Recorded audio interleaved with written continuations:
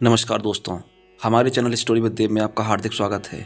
दोस्तों, गरुड़ पुराण के अनुसार हर जीव का पुनर्जन्म होता है, यानी वह फिर से जन्म लेता है।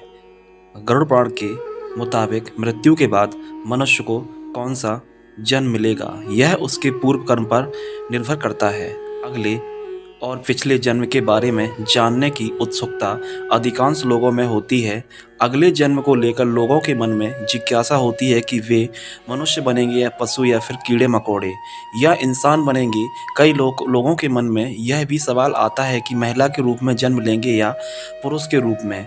हिंदू धर्म में ऐसा उल्लेख मिलता है कि जो इंसान जन्म लेता है उसकी मृत्यु अवश्य होती है। परंतु क्या आप जानते हैं कि मनुष्य मरने के बाद कौन सी योनि में जन्म लेता है? गरुड़ पुराण हिंदू धर्म के महापुराण में से एक है। इसमें जन्म, मृत्यु और मृत्यु के बाद की घटनाओं का विस्तार पूर्वक वर्णन मिलता है। इस पुराण में ऐसी कई बातें बताई गई हैं जिन्हें अपनाने से व्यक्ति अपने जीवन की स्थिति सुधार सकता है। इन महापुराण में गरुड़ पुराण बहुत महत्वपूर्ण है, जो कि सनातन धर्म में किसी व्यक्ति की मृत्यु के बाद पढ़ा जाता है। गरुड़ पुराण में भगवान विष्णु और गरुड़ पक्षी के बीच बातचीत को बताया गया है। साथ ही इसमें व्यक्ति के चरित्र के बारे में भी बताया गया है। ईश्वर की दृष्टि में जो अच्छे कर्म यानी आपके काम होते हैं उसे पुण्य कहा जाता है, और जो बुरे कर्म होते हैं उन्हें पाप कहा जाता है। गरुड़ पुराण में और कठोपनिषद में उल्लेख मिलता है कि मनुष्य धरती पर जो भी पाप करता है उन सभी पापों की अलग अलग सजा बारी बारी से मिलती है। गरुड़ पुराण के अनुसार जो व्यक्ति अच्छे कर्म करता है उसे स्वर्ग में जगह मिलती है, वहीं बुरे कर्मों के लिए नरक का सामना करना पड़ता है। आज हम आपको इसी के बारे में बताने जा रहे हैं दोस्तों। गधे, कुत्ते, बिल्ली, सांप, बंदर, गिरगिट, बकरा, भेड़िया, गाय, कछुआ, कीड़े मकोड़े, कोई पशु, पक्षी, पेड़ पौधे, स्त्री में जन्म इत्यादि में हर पापी मनुष्य का जन्म होता है। नमस्कार मित्रों, स्वागत है स्टोरी विद देव प्रस्तुति में। दोस्तों, आप हमारे चैनल पर पहली बार आए हैं तो चैनल को सब्सक्राइब अवश्य कीजिए। वीडियो को लाइक करके दोस्तों के पास शेयर ज़रूर कीजिए। यहाँ सबसे पहले आपको यह जानना ज़रूरी है, क्या सच में पुनर्जन्म होता है? मित्रों, इस बात को एक उदाहरण से समझते हैं। कई बार बालक जब जन्म लेता है तो उसमें किसी प्रकार का दोष होता है। कई बालक किन्नर पैदा हो जाते हैं या फिर ऐसे पैदा होते हैं जिनको कोई शारीरिक दोष होता है, जैसे कोई जन्म से ही विकलांग पैदा होता है या जन्म से ही देखने में असमर्थ होता है। ऐसा भी होता है कई बच्चों को जन्म से ही मलमूत्र का द्वार नहीं होता। ऐसा होने के पीछे विज्ञान अपना तर्क अलग ही देता है, पर हम शास्त्र के अनुसार बताएंगे इस जीवन में बच्चे को उसके पिछले जन्म के कर्मों के आधार पर कष्ट भोगना तय है। इसलिए शारीरिक असमर्थता पैदा होने के साथ ही आती है। गरुड़ पुराण में लिखा हुआ है कि पांडव भाइयों को अलग अलग घरों में जन्म अपने अपने कर्म के अनुसार मिला था। गरुड़ पुराण में विस्तार से बताया गया है कि जब एक शिशु माँ की कोख में रहता है तब उसे पिछले जन्म का सब कुछ याद रहता है।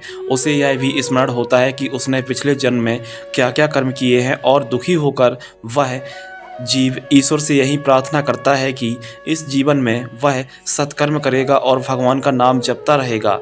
शिशु माता के गर्भ से निकलकर इस पृथ्वी लोक पर आता है।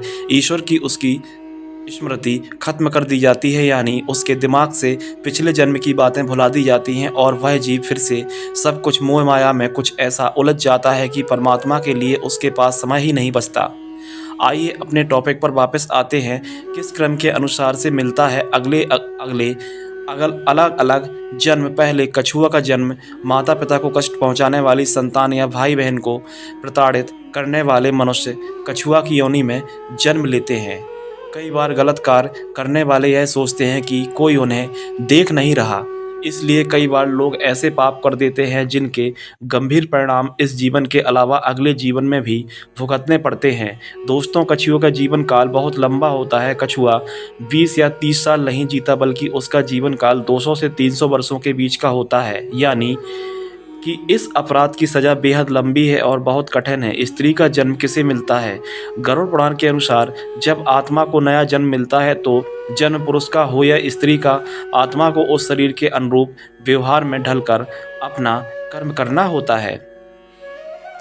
शरीर के जरिए कर्म करके ही एक आत्मा अपने जन्म के उद्देश्य को सार्थक भी बना सकती है और निरर्थक भी अच्छे कर्म करके आत्मा मुक्ति के मार्ग की ओर अग्रसर हो सकती है और बुरे कर्म करके अपनी स्थिति को भविष्य में बदतर बना सकती है। यदि कोई पुरुष महिलाओं वाला आचरण करता है, स्वभाव में महिलाओं वाली आदत ले आता है, तो ऐसे पुरुषों को अगले जन्म में स्त्री का रूप मिलता है।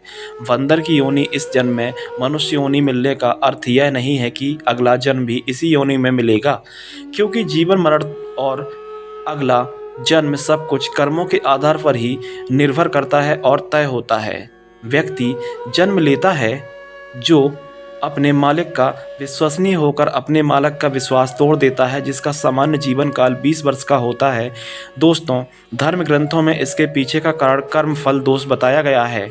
गरुड़ पुराण में मनुष्य के हर कर्म को लिखा है, जो कि केवल उसके पाप पुण्य का निर्धारण करता है, बल्कि मरने के बाद मिलने वाली सजा और अगले जन्म की योनि के बारे में भी बताते हैं। जो व्यक्ति लूटपाट, जानवरों को सताता और शिकार करके अपने परिवार का पालन पोषण करता है, उसे अगले जन्म में किसी कसाई के हाथों मृत्यु प्राप्त होती है, यानी वह जानवर का जन्म लेता है।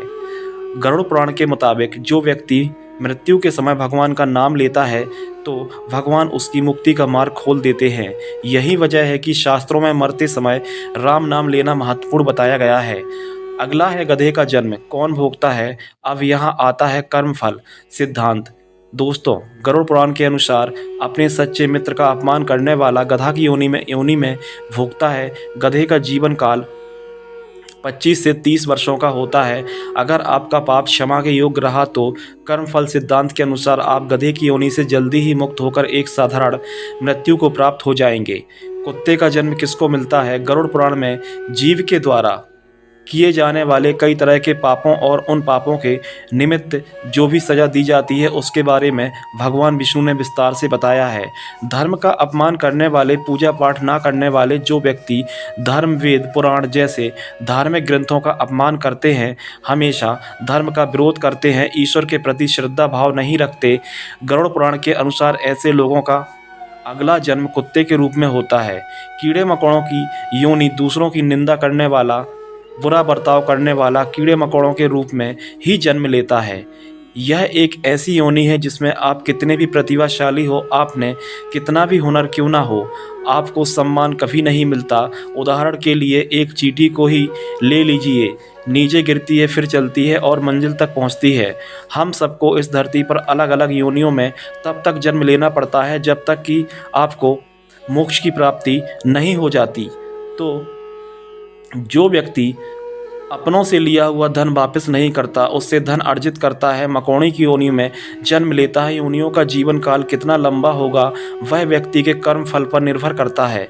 छछूंदर का जन्म किसे मिलता है? जो व्यक्ति किसी चीज़ की चोरी करता है वह तोता बनता है, वहीं सुगंधित पदार्थ की चोरी करने वाला व्यक्ति छछूंदर के रूप में जन्म लेता है। किंतु यही अपराध चोरी से बड़ा हो तो सजा और भी कष्टदायक हो जाती है। किन लोगों का होता है उल्लू में पुनर्जन्म? अपनी चालाकी के चलते जो दूसरों को मूर्ख बनाकर ठगी करते हैं और उनका लाभ उठा लेते हैं या काम निकलवा लेते हैं, ऐसे लोगों को मृत्यु के बाद नरक में स्थान मिलता है। साथ ही ऐसे लोग अगले जन्म में उल्लू के रूप में जन्म लेते हैं। जो व्यक्ति पराई स्त्री से संबंध बनाता है उसे कौन सा योनि भोगना पड़ता है? जो व्यक्ति पराई स्त्री से संबंध बनाता है उसे नरक में जाना पड़ता है। गरुड़ पुराण के अनुसार ऐसे पुरुष को वहाँ उसे कष्ट भोगने पड़ते हैं और उसके बाद उसे अलग अलग योनियों में एक के बाद एक कई जन्म लेने पड़ते हैं। वह सबसे पहले भेड़िया बनता है, फिर एक कुत्ते के रूप में जन्म लेता है, उसके बाद सियार, फिर गिद्ध, फिर शाम, फिर कौवा और अंत में बगुला बनता है। इन सभी योनियों के कष्ट उसे फिर से मनुष्य करने की प्राप्ति होती है। ऐसी शादीशुदा महिला जो किसी गैर मर्द के साथ संबंध बनाती है उसे नरक की यातनाएं भोगनी पड़ती है और ऐसी महिला अगले जन्म में छिपकली, सांप या फिर चमगादड़ के रूप में जन्म लेती है। लेकिन जो व्यक्ति किसी स्त्री के साथ जबरदस्ती संबंध बनाता है उसे तो नरक भोगने और कई योनियों में जन्म लेने के बाद मनुष्य योनि में किन्नर के रूप में जन्म लेना पड़ता है।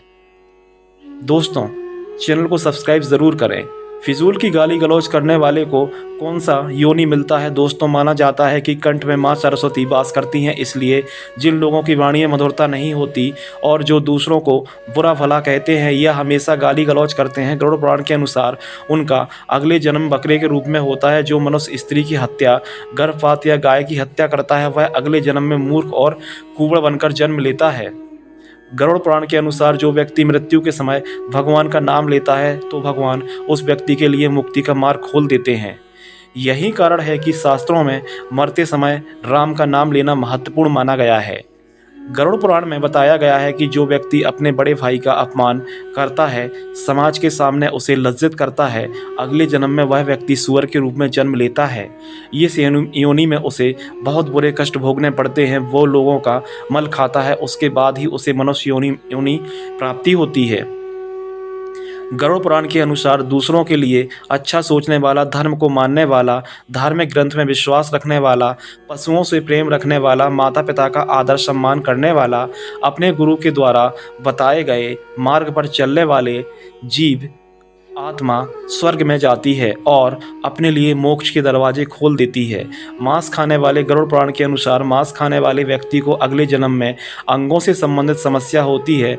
मदिरा या शराब पीने वाले के दांत काले होते हैं और जीभ के स्वाद के कारण ना खाने वाली चीज़ों को खा लेने वाला ब्राह्मण जलोद, पेट में पानी भर जाने की बीमारी के चलते पेट फूलना बनता है। दूसरों का ध्यान किए बिना मीठा खाने वाले को गले से संबंधित बीमारियां रहती हैं। श्राद्ध के समय में अशुद्ध दान देने वाले लोगों को कुष्ठ रोग होता है। लेकिन दोस्तों, यह सारी बात सुनने के बाद आपके मन में एक प्रश्न अवश्य उठा होगा कि जब हम अपने पाप कर्म के अनुसार नरक की सज़ा भोग लेते हैं तो पुनर्जन्म में सज़ा क्यों मिलती है, क्यों हमें मनुष्य जन्म नहीं मिलता। इस प्रश्न का उत्तर भगवान विष्णु ने अपनी वाहन पक्षीराज गरुड़ को स्पष्ट रूप से बताया है कि गरुड़ पुराण में है। आइए जानते हैं। कई बार जीव आत्माओं के कर्म इतने बुरे होते हैं कि जीवात्मा को नरक भोगना पड़ता है, लेकिन अगले जन्म में भी इन कर्मों का बोझ ढोना पड़ता है। जैसे कि किसी महिला के साथ दुष्कर्म करने वाली पापी आत्मा अगले जन्म में किन्नर के रूप में पैदा होती है। जैसे आपने इस वीडियो में सुना है, इसे हमारे धर्म ग्रंथों में कर्मफल का सिद्धांत कहा गया है, यानी कि जैसी करनी वैसी भरनी। तो सज़ा लंबी मिलेगी और अत्यंत दुखदायी भी होगी, और यदि पाप कर्म समान है तो सज़ा भी कम होगी। दोस्तों, मनुष्य जन्म कितना दुर्लभ है, आप जान ही गए होंगे। मनुष्य की योनि में जन्म लेना चाहते हैं या जीवन मृत्यु के इस कर्म चक्र से निकलना चाहते हैं तो इस जन्म में अच्छे कर्म और ईश्वर की भक्ति करें। अभी तो आप मनुष्य योनि में जन्म लिए हैं, पीछे आपका किस योनि में जन्म हुआ था, आइए इस पर विस्तार से जान लेते हैं। जाति स्मरण के प्रयोग के लिए ध्यान को जारी रखते हुए आप जब भी बिस्तर पर सोने जाएं तब आंखें बंद करके उल्टे क्रम में अपना दिनचर्या के घटनाक्रम को याद करें और सोने के पूर्व आप क्या कर रहे थे, फिर उससे पूर्व क्या कर रहे थे, और भी गहराई से जाएं और देखें उससे पूर्व आप क्या कर रहे थे। तब इस तरह की स्मृतियों को सुबह उठने तक ले जाएं। दिनचर्या का क्रम सतत जारी रखते हुए मेमोरी रिवर्स को बढ़ाते जाएं। ध्यान के साथ इस जाति स्मरण का अभ्यास जारी रखते हुए कुछ माह बाद मेमोरी पावर बढ़ेगा। वहीं नए नए अनुभवों के साथ पिछले जन्म को जानने का द्वार भी खुलने लगेगा। मित्रों, यह साधना कठिन ज़रूर है, लेकिन योगाभ्यासी के लिए सरल है। सम्मोहन क्रिया से भी पिछला जन्म जाना जा सकता है। दोस्तों, अलग अलग धर्म के लोग अलग अलग तरीके से पिछले जन्म जानने की कोशिश करते हैं। मित्रों, हमारा आज का प्रस्तुति कैसा लगा कमेंट करके अवश्य बताइएगा, और चैनल स्टोरी विद देव को सब्सक्राइब करना बिल्कुल भी ना भूलें। धन्यवाद।